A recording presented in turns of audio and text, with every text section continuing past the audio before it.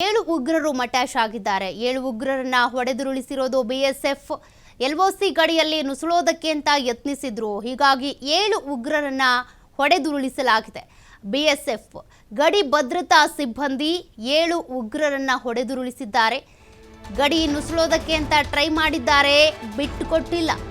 ಎಲ್ಲ ಕಡೆಯೂ ಕೂಡ ರಾತ್ರಿ ಇಡೀ ಕೂಡ ದಾಳಿ ಪ್ರತಿದಾಳಿಗಳಾಗಿದೆ. ಹಾಗಿದ್ರೂ ಕೂಡ ಬಿಎಸ್ಎಫ್ ಇರ್ಬೋದು, ಭಾರತೀಯ ಸೇನೆ ಪ್ರತಿಯೊಬ್ಬರು ಕೂಡ ಕಣ್ಮುಚ್ಚಿಲ್ಲ, ಇನ್ನೂ ಅಲರ್ಟ್ ಆಗೇ ಇದ್ದಾರೆ. ಎಲ್ಒಸಿ ಗಡಿಯಲ್ಲಿ ನುಸುಳೋದಕ್ಕೆ ಅಂತ 7 ಉಗ್ರರು ಪ್ರಯತ್ನ ಮಾಡಿದ್ದಾರೆ.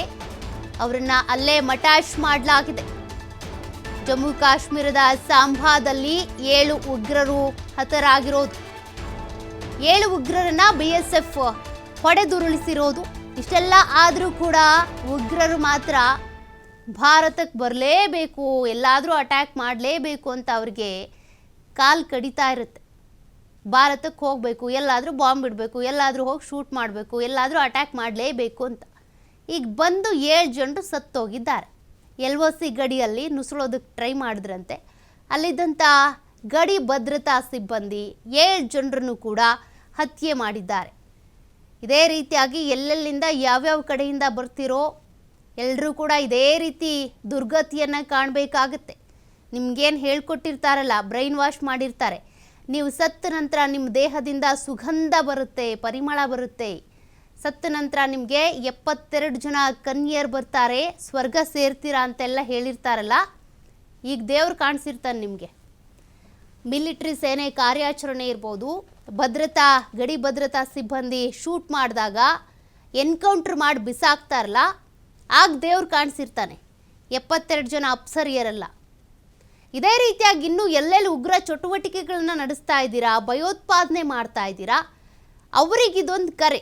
ಇದೇ ರೀತಿಯಾಗಿ ನೀವು ಬಂದು ಅಟ್ಯಾಕ್ ಮಾಡ್ತೀರಾ ಅಂದರೆ ನಿಮ್ಮನ್ನು ಬಿಡೋದಿಲ್ಲ, ಬಿಟ್ಕೊಳ್ಳೋದಿಲ್ಲ ಭಾರತೀಯ ಸೇನೆ. ಅಲ್ಲೇ ಡ್ರಾ, ಅಲ್ಲೇ ಬಹುಮಾನ, ಅಲ್ಲಲ್ಲೇ ಕೊಟ್ಟಿ ಕಳಿಸ್ತಾರೆ.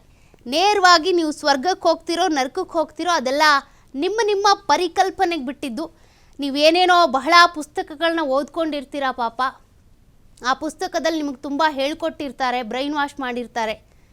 ಹೀಗೆ ಇರಬೇಕು ನೀವು, ಧರ್ಮ ಅಂದರೆ ಇದೇನೆ, ಗನ್ ಹಿಡ್ಕೊಂಡು ಕೊಲೆ ಮಾಡೋದು, ಹತ್ಯೆ ಮಾಡೋದು ಇದೇ ಧರ್ಮ, ಅಲ್ಲಿ ಹೋಗಿ ಬಾಂಬ್ ಬಿಡೋದು, ಸ್ಫೋಟ ಮಾಡೋದು ಇದೇ ನಿಮ್ಮ ಧರ್ಮ.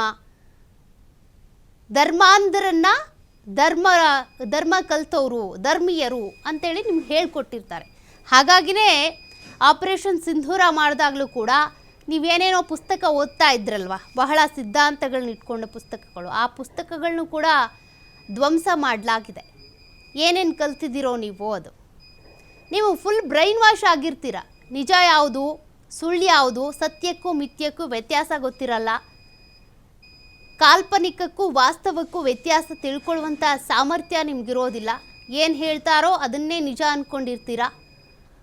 ಸ್ವರ್ಗ ನರಕ, ಸತ್ತ ನಂತರ ನಿಮ್ಮ ದೇಹದಿಂದ ಸುಗಂಧ ಬೀರುತ್ತೆ. ಈಗ ಗೊತ್ತಾಗಿರುತ್ತೆ.